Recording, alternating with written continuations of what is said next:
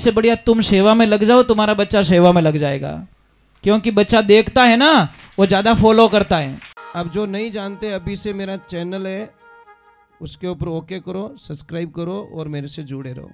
बहुत सारी बातें ऐसी बताई है मैंने जो आप कल्पना नहीं कर सकते। बिगाड़ा जाए, समय की अवधि को समझा जाए। चलो पहले एक बार वापस जय बोलते, बोले श्री भगवान की। कई बार हमारे मन के अंदर एक शंकाएं होती है। शंका कैसी? और आपने मारवाड़ी में कहवे वहम रो कोई इलाज नहीं है।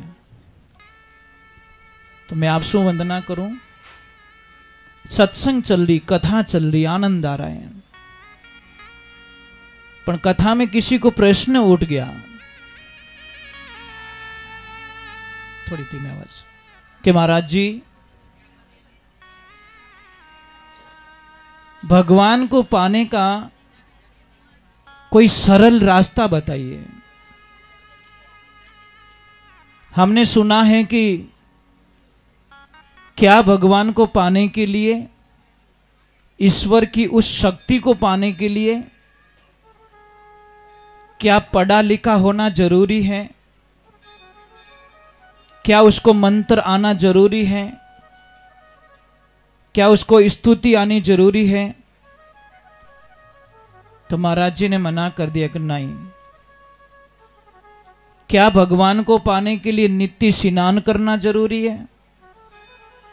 तो महाराज जी ने मना कर दिया कि नहीं।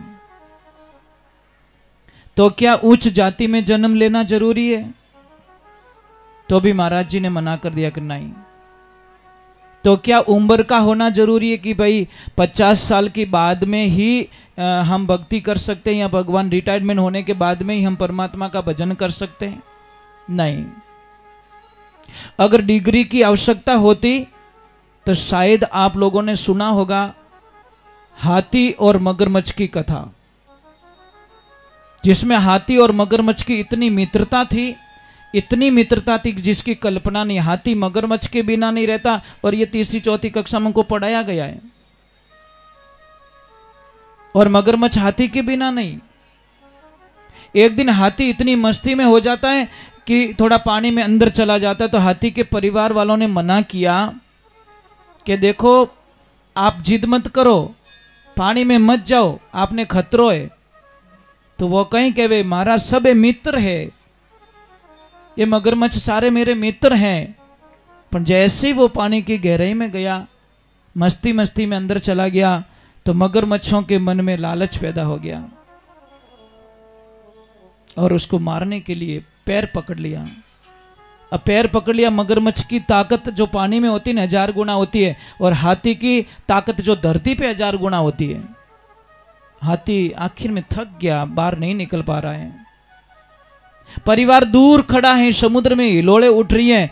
उस युद्ध की हमारे जो ऋषि मुनि वर्णन करते हैं, वो युद्ध कैसा था कि धरामण दूजण लागी। धरामण कौन? ये धरती।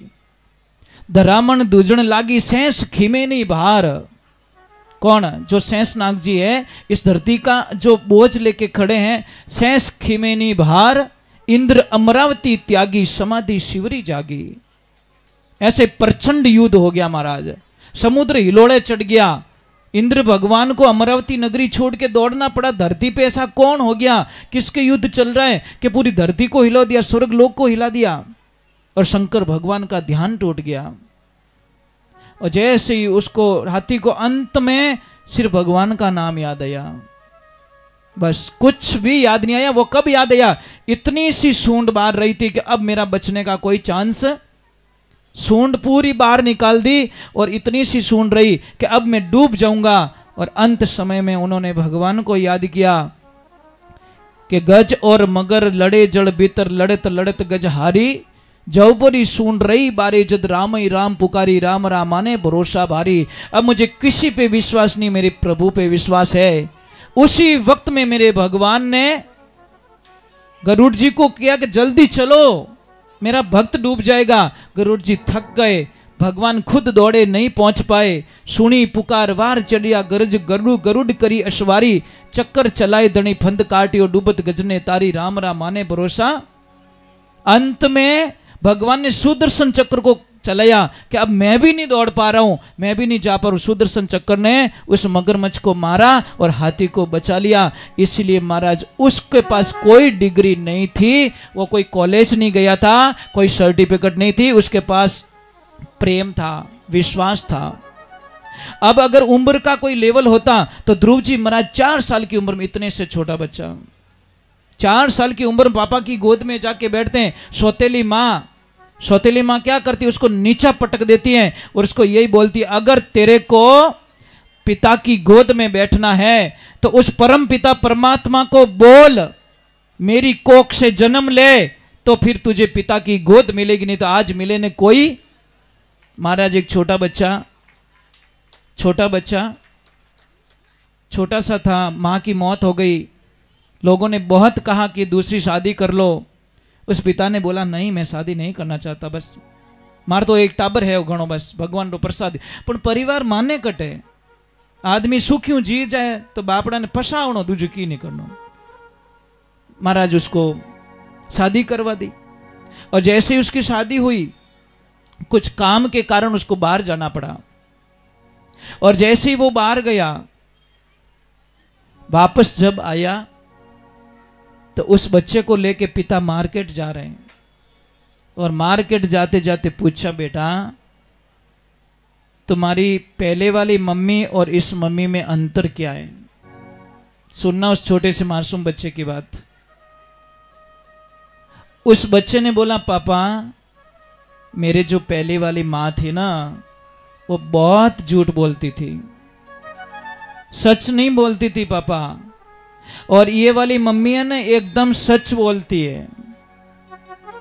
पापा बोले क्या बोल रहा है, वो तेरी ओरिजिनल माँ थी, ये तेरी सेकंड माँ है। कि नहीं पापा, मेरी माँ थी ना वो 1 नंबर की झूठी थी और ये मेरी माँ 1 नंबर की सत्य बोलती है। कि वो कैसे?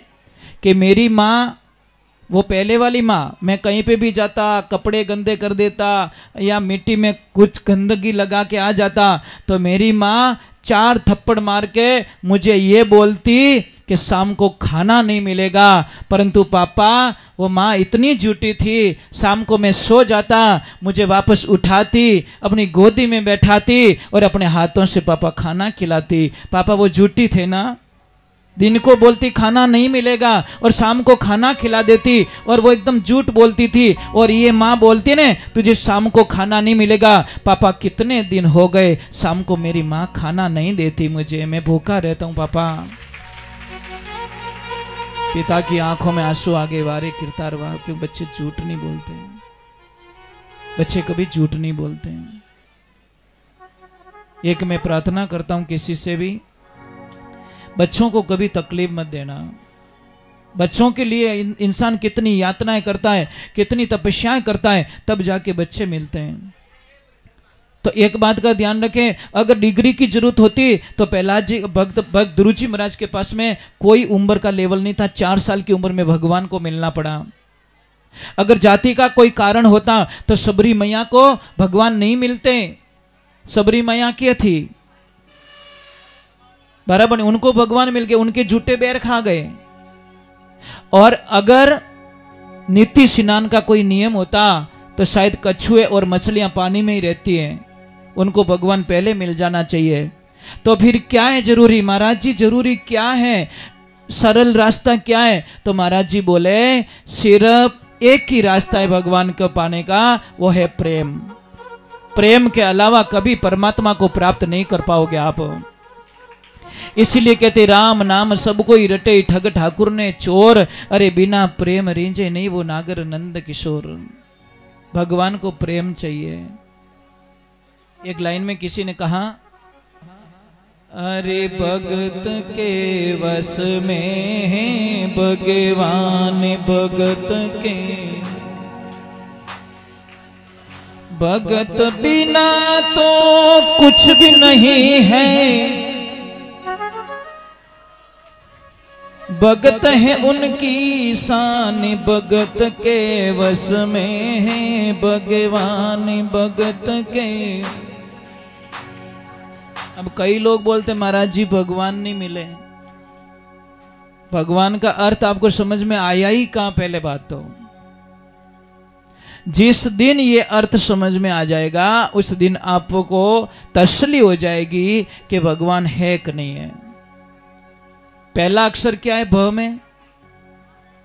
भगवान में पहला अक्षर क्या है? ब। दूसरा ग। इसको अलग अलग डिवाइड करना, इकट्ठा मत करो। तीसरा क्या है? वाह। और चौथा, परंतु वाह और न के बीच में एक अक्षर और है, आ। क्या है? जो मात्रा लगी आ की। मैं इन पांचों को ये अर्थ समझा दो। भ का मतलब भूमि, समझना, इन शब्दों को समझना। भ का मतलब भूमि, व का मतलब वायु, समझे? ग का मतलब गगन आकाश, व का मतलब वायु, आ का मतलब अग्नि, और लास्ट में क्या आया? न का मतलब नीर। आकाश, वायु, तेज, जल, पृथ्वी, ये पांचों के मिलन को भगवान का रूप दिया गया है। और वो देखो आपको ये पांच तत्वों की ये जो शरीर है ना आपका, ये ध्यान रखना, ये उधार लिया हुआ है। किससे? किससे उधार लिया? ये धरती माता से, पंच तत्वों से आपने उधार लिया इस शरीर को। और वक्त आने पर सारे तत्व अपने अपना हिस्सा ले जाएंगे। अगर आपको विश्वास नहीं है तो एक बॉडी को वेट कर लेना, उसको जलवा देना और वापस में बोलना इसकी जो राख होती है इसका वजन करना हमें 2.5 से 3 किलो होगा लास्ट में। इससे आगे हमारी औकात नहीं है, क्योंकि जल का हिस्सा जल ले जाएगा, अग्नि का हिस्सा अग्नि ले जाएगा, वायु का हिस्सा वायु ले जाएंगे। तो लास्ट में जो पृथ्वी तत्व, जो तत्व है मेन प्रधान, ये दिखता है, ये 2 से 2.5 किलो 3 किलो बचेगा। इन वास्ते मुट्ठी भरी राख होवेला, ज्यादा कुछ होवन वालों नहीं है। चलो एक बार थोड़ा भगवान के चरणों में, इसीलिए ध्यान रखना, मैं आपसे वंदना करता हूं, मैं प्रार्थना करता हूं कि जो सड़ी हुई लकड़ी होती नहीं, सड़ी हुई कोई भी चीज ले लो तुम, सड़ी हुई लकड़ी ले लो, सड़ी हुई घास ले लो, सड़ी हुई रद्दी कोई अखबार ले लो, पता है वो आग जल्दी पकड़ते हैं। ईमानदारी से बोलना, क्यों पकड़ते हैं? क्योंकि वो सड़ गए। बहुत अच्छा लगेगा आपको, बहुत अच्छा लगेगा। सड़ी हुई लकड़ी आग जल्दी पकड़ती है, सड़ा हुआ कचरा आग जल्दी पकड़ता है। परंतु अगर वहीं पे अगर लीली लकड़ी हो, उसको लगाओगे तो शायद आपकी माचिसें खत्म हो जाएगी, परंतु उसमें आग नहीं लगेगी। इसका मीनिंग क्या है? मीनिंग क्या है? जिसको अज्ञानता रूपी कचरा भरा है ना, उसको गुस्सा इतना जल्दी आवे क्योंकि सड़ी हुई घास है। समझ में आ रहा ना? और जो लीली लकड़ी होती है ना, उसको जलाने पर भी नहीं जलती। कई लोगों को देखो कितना बोलो गुस्सा ही नहीं आता, अन कोई नहीं तो खाली एक शब्द काफी है, पचत आरती पक्की, ज्यादा नहीं, ज्यादा काम नहीं है। तो इसका ध्यान रखना, जिसका सड़ा हुआ दिमाग है ना, वो 1 सेकंड में गुस्सा कर लेगा, ज्यादा बोलने की आवश्यकता नहीं है। और जो गहरा है वो पहले अच्छी गालियां सुन लेगा, चाहे ब्रांडेड कंपनी की बोल रहा है तो भी सुन लेगा, एक्सेप्ट कर लेगा कि बोल यार, चलो वैरायटी तो अच्छी दे रहा है, कोई बात नहीं। जो काम की चीज होगी ले लूंगा, और जो काम की चीज नहीं है छोड़ दूंगा, मुझे नहीं चाहिए। एक दुकान वाला कितना सैंपल बचाते हैं, ऐसे थोड़ी बोलते सब पैक कर लो। करते हो क्या? तो गालियां में भी कोई अच्छी बात हो वो लेके आ जाओ ना, काहे के लिए पैक करके घर पे ला रहे हो? कोई आपका अपमान। और एक बात का ध्यान रखना, एक दिमाग से निकाल देना, आप जिंदा हो ना, आपकी निंदा होगी। लिख दो अपने किताब के पहले पन्ने पे या दीवार पे लिख दो, जिस दीवार को रोज देखते हो, आप जिंदा हो, आपकी निंदा होगी। मरने के बाद में जो निंदा करता वही आपको फूल पहनाएगा, ये गारंटी है महाराज, क्योंकि आप चले गए दुनिया से। और जिंदा हो और अपनी बड़ाई करना चाहते हो तो नहीं। कोई संत महात्मा थे, कोई भाई था, तो एक थोड़ा मैं बता देता हूँ बच्चों के बारे में, क्योंकि आज रविवार की छुट्टी का दिन है तो बच्चे बहुत ज़्यादा आए। तो मैं बच्चों से एक प्रश्न करना चाहता हूँ। बेटा, आप यहाँ पे बैठे हो बच्चे लोग, आपको समझ में तो आवे तो ठा तो पढ़े, मैं बोलूँ जो को ठा पढ़े कि नहीं पढ़े? क्योंकि मैं इतना पढ़ियोड़ो को नहीं बेटा, मैं बहुत कम पढ़ियोड़ो आदमी हूँ, परंतु माँ का आशीर्वाद है मेरे पे। अब कई लोगों को एक वहम होता है ना, वहम, मैंने बोला ना वहम की कोई दवा नहीं है। तो जो बच्चे पढ़ाई करते हैं उनसे मेरा निवेदन है, अगर आपको जो मंजिल पानी है तो एक साधना है मेरे पास में। बच्चों को शाम के टाइम में कभी पढ़ाई मत कराओ, ये शास्त्र में लिखा है। सूर्यास्त के 1 घंटे पहले और 1 घंटे बाद में कभी पढ़ाई मत कराओ। अपना ट्यूशन रो टाइम भी वही है। क्या करे, बड़ी मजबूरी बच्चों की। ठीक है, आपके बच्चे को पहुंचाना चाहते हो, जहां पहुंचना चाहिए वहां पहुंचाना चाहते हो। मैं एक सूत्र बताता हूं, बच्चे के सामने किसी का लेवल मत रखो कि वो तो कर दियो थारू की नहीं रेवे, वो कर दियो थारू की नहीं रेवे। ये बच्चे के सामने ये प्रश्न कभी मत बोलो। उस बच्चे को बोलो तू कर सकता है बेटा, तू कर सकता है, तू कर सकता, मुझे विश्वास है तू करेगा और एक दिन वो कर पाएगा। अरे टाबरों ने इतो प्रेशर डालो, इतो प्रेशर डालो कि जिन्हें कल्पना नहीं। टाबर आधा तो भूल जावे। एक तो देवियां सबू बड़ी गलती आप लोगों रही है। ये टाबर पढ़ाई भूले के या आप री वजह भूले। अब बोले महाराज हम कैसे भूलवाते, हम ही दिखी क्या? सुबह सुबह उठाने नो तरीको सही नहीं थार कने। टाबर ने प्रेम उठानो पड़े। कोई कोई तो चौथा गेर में उठाने, उठ कौन रे, क्या लफड़ा है, डायरेक्ट चौथा गेर में गाड़ी डाल दी, भाग जाई कीरा माइंडरा कहीं बची ला रे। अरे टाबर ने शांति उठानो पड़े। 1 बार उठाओ, 2 बार उठाओ, 3 बार उठाओ, आखिर में वो उठेला और शांत दिन सुबह हाका करी और आको दिन वो लिखे तो ही मम्मी री बात हुई कि मम्मी आज तो बम बोला दिया सुबह सुबह। अब आपने मार सा कटी पढ़ावे वो टाबर वो थाने याद करे स्कूल में तो पछे के मारो टाबर पढ़े को नहीं पढ़े कहीं। वो सुबह सुबह आलो झंझट किन्नी भी ले लो, टाबर छोड़ो। आपने सुबह उठ तोड़ो कोई हाका कर दिया रे तो पूरा दिन नहीं भूलो साहब। कोई ऑफिस जाते हुए आपके पति को कुछ बोलना, किसी को भी बोलना, जाते दुकान पे किसी नौकर को बोल देना, वो पूरा दिन उन तो सामान ही पकड़ाई देवनो कहीं देवेला कहीं देवनो। क्यों कि वो वही घूमेगा। आज हेड जी आओ तो मारा माते झीजिया। महाराज सुबह का टाइम होता है शांति का प्रतीक होता है, इसलिए योगी जन सुबह सुबह तप करते हैं। 4:15 से 4:24 से 6 बजे तक ब्रह्म मुहूर्त रहता है। उस मुहूर्त के अंदर जो भी कार्य हम करते हैं बहुत अच्छा होता है। हमारा काम क्या, हम सुबह उठते जल्दी माला फेरते हैं, बड़ी शांति होती है क्योंकि कहीं से आवाज नहीं आती, साइलेंट एक जोन होता है एकदम। तो आप लोगों से मेरी प्रार्थना है, बच्चे के सामने ये चीज कभी मत रखना कि तू कुछ नहीं कर पाएगा। ये बात आज छोड़नी पड़ेगी आपको, नीचे दिखाने की। दूसरे नंबर, अगर आप टाबर नहीं पढ़े, आप टाबर कोई गलती रहे, कोई मिनकर हामी बिल्कुल मत बोलो, इतनी लाज रख लो। पण आपने तो मौको वही ज मिले, 5 मिनट भेड़ा रही, ए मोरे ही नहीं धारे हो, वाह ले ले वो लाइसेंस बनाई दियो। वो टाबर कहवे तो की को नहीं, पण मन रे माने ठान लेवे कि मारे तो भरा बाजार में मार्केट में भूंगड़ा कर एरिया सब। देखिए इसलिए मैं वंदन करता हूँ, बातें बहुत छोटी है मेरी पर एकदम सत्य कह रहा हूँ। बच्चों के किसी के सामने मत बोलो, कुछ बोलना है पर्सनली बोल दो, कोई नहीं है उस वक्त में बोलो ना, बच्चा सुनेगा, ये ध्यान रखो। अब जो बोलता रही उन्होंने तो प्रॉब्लम रहेगी।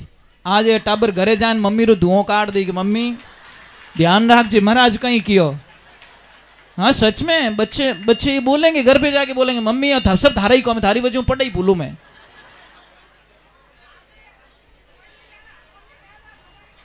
चलो एक बार जय बोले, बोलिए श्री भगवान की। तो जिस बच्चे को भी पढ़ाई में थोड़ी कमजोरी है, मैं पढ़ाई के लिए बता देता हूँ। एक तो संध्या काल में पढ़ाई मत करवाओ। दूसरे नंबर एक बात का ध्यान रखें, जो चूना आता है ना चूना, ये जो लोग तम्बाकू के साथ में खाते हैं, तम्बाकू मत खिला देना बच्चे को कि महाराज जी कहेंगे आज हरू करो। पहले तो मैं तम्बाकू खाने वालों को एक बात बोल देता हूँ, जो तम्बाकू खाते हैं, सिगरेट पीते हैं, गुटखा खाते हैं या चिलम पीते हैं, जो भी पीते हैं, मैं उनसे निवेदन करता हूँ कि जो गुटखा उटखा खा रहे हो ये बहुत गंदी चीज़ है, शरीर के लिए गंदी चीज़ है। अपना शरीर को नुकसान देवे, अपना पैया जावे और अपनी ज़िंदगी भी चली जाती है। तो इसलिए ये चीज़ें नहीं खानी चाहिए, हमारे विचारों से तो बहुत गंदी चीज़ है। जो चूना आता है सुबह सुबह पानी के साथ में, उस बच्चे को इतना सा चूना दही के साथ में, जो गाय माता का दही आता है उसका दही बना के सुबह में उस बच्चे को खिला दिया जाए तो इतनी उसके दिमाग काम करेगा, आप कल्पना नहीं कर सकते हो। और जिसका भी मन नहीं लगता है, मैं आप सबको बोल रहा हूँ, जैसे आप रो कोई काम है, आप रो मन नहीं लागे, आप रो पढ़ाई में मन नहीं लागे, आप रो धंधा में मन नहीं लागे, कहीं मन नहीं लगे, मैं सबको कॉमन में बता रहा हूँ, तो आपको करना क्या है, सुबह का 15 मिनट आपके लिए जरूरी है। सुबह 15 मिनट बैठिए, सूर्य के सामने मुंह कीजिए, इस नाक को बंद कर देना, राइट वाले को, लेफ्ट से श्वास लो और लेफ्ट से ही वापस छोड़ो, लेफ्ट से लो लेफ्ट से ही छोड़ो। ये 15 मिनट करना, मतलब चंद्र नाड़ी को आपको जागृत करना है, चेतन करना है। और चेतन करोगे तो आपको इतना मन लगेगा पढ़ाई में जिसकी आप कल्पना नहीं कर सकते। सिर्फ 15 मिनट आपका 24 घंटे सुधार देगा, सिर्फ 15 मिनट। और एक कड़वा सत्य बोल रहा हूं आपको, आपके पास सब कुछ है, अच्छी गाड़ी है, अच्छे बंगले हैं, अच्छे पैसे हैं, अच्छी ड्रेसेस हैं, अच्छा मोबाइल है, अच्छा गहना है, अच्छा फर्नीचर है, अच्छी टीवी है, परंतु आपको खुद के लिए बिल्कुल टाइम नहीं है। आप सबसे गरीब हो, कुछ नहीं आप लोगों के पास में।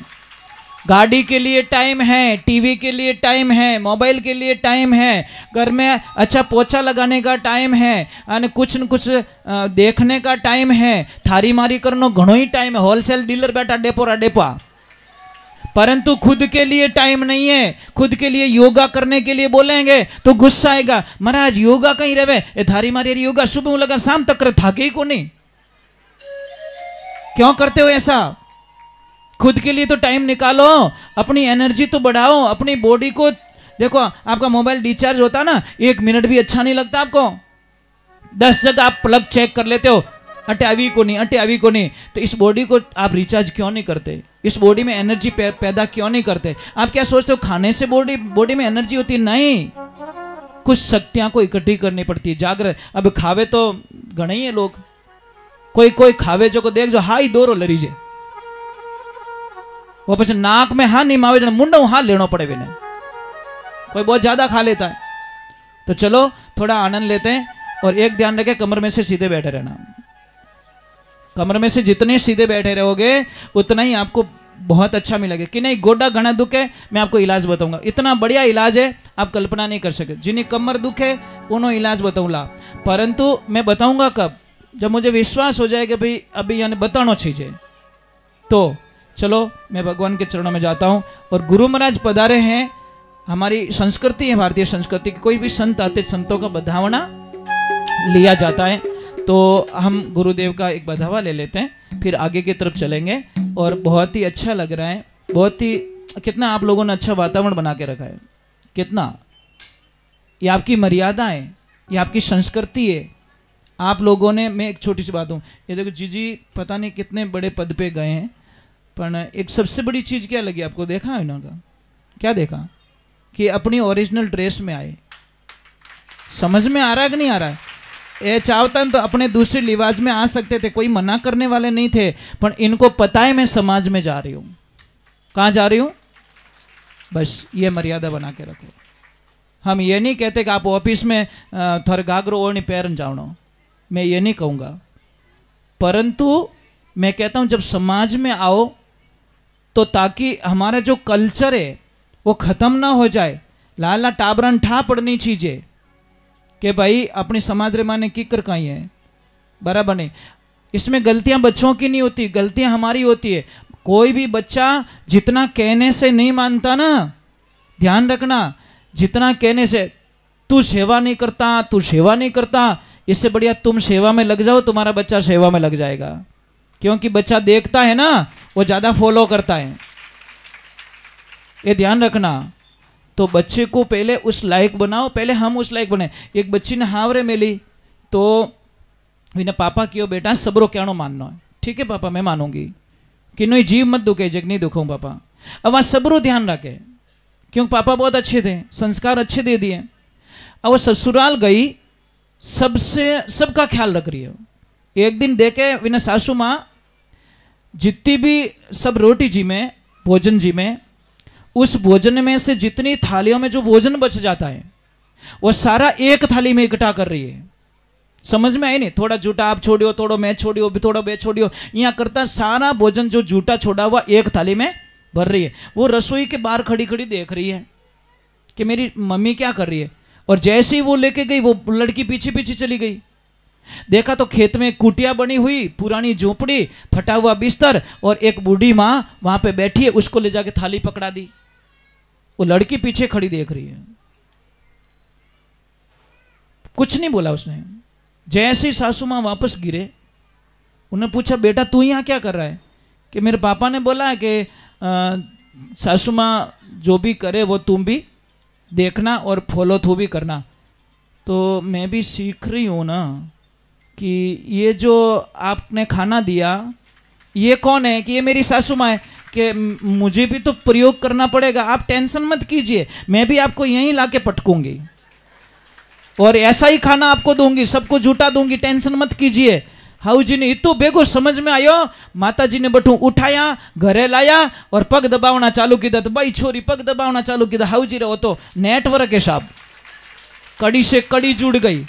जैसी करनी नहीं वावे तो बावड़ी उनके अंबो खाऊं खा ले लंबा लंबा कांटा, बावड़िया रख दो अंबा लागता। भाई आप फॉलो करते नहीं और किसी और को फॉलो करवाते हो तो ये संभव नहीं है जिंदगी में, ध्यान रखिए। चलो एक बार जय बोलते, बोले श्री भगवान की। चलो एक छोटा सा भजन गा लेते हैं। और अभी जो ये जो लाइव चल रहा है, जितने भी महापुरुष, जितनी देवियाँ, जितने जहाँ पे भी लाइव देख रहे हैं उनको मैं करोड़ बार प्रणाम करता हूँ और बहुत बहुत साधुवाद। आप लोग जो समय निकाल, सुरेश भाई अभी बहुत सारे लोग लाइव देख रहे हैं, बहुत सारे लोग आप देखिए यहाँ पे, मतलब धन्यवाद उन लोगों को, बहुत प्यार देते हैं लोग, इतना प्यार देते हैं कि मैं आपका कभी प्यार भुला भी नहीं सकता। तो आप लोगों से वंदना है। चलो मैं एक छोटा सा भजन गा लेता हूँ। गुरुदेव पधारे, उनका आदर भाव पहले कर लेते हैं, फिर आगे की तरफ हम चलेंगे। और कोई भी शंका हो आप मुझे बीच में पूछ सकते हो, मन में मत रखना। मेरे कई प्रश्न ऐसे होते हैं जो आप मन में आते हो लेके चले जाते हो सकता है यहाँ कोई रास्ता मिल जाए, कौन जाने, ना तो आपको पता है ना मेरे को पता है, किसी को पता नहीं है। चलो एक छोटा सा भजन गा लेते हैं। गुरुदेव पधारे।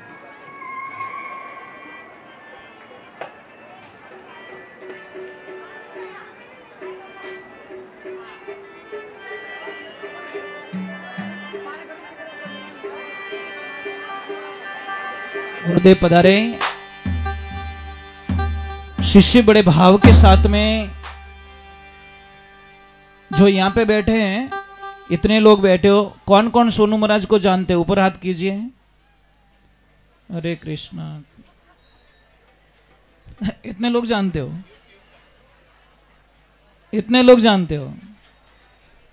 राधे। एक बार जोर से बोलो राधे। सच में I am really very happy.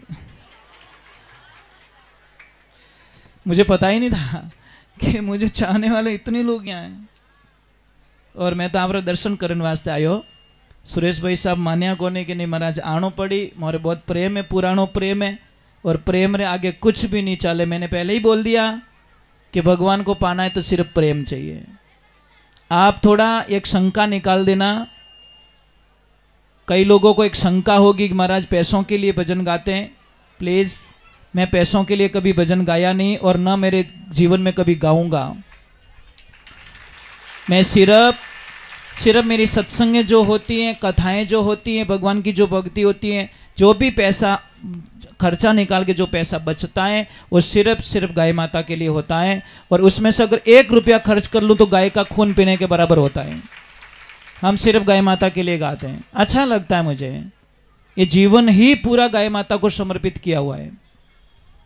अगर किसी को भी शंका है, आप पहले आश्रम जाइए, वहाँ देखिए सच में है कि नहीं है, पहले देखिए, अपनी आंखों से देखिए, जाओ देखो परखो, फिर बाद में हेल्प करो।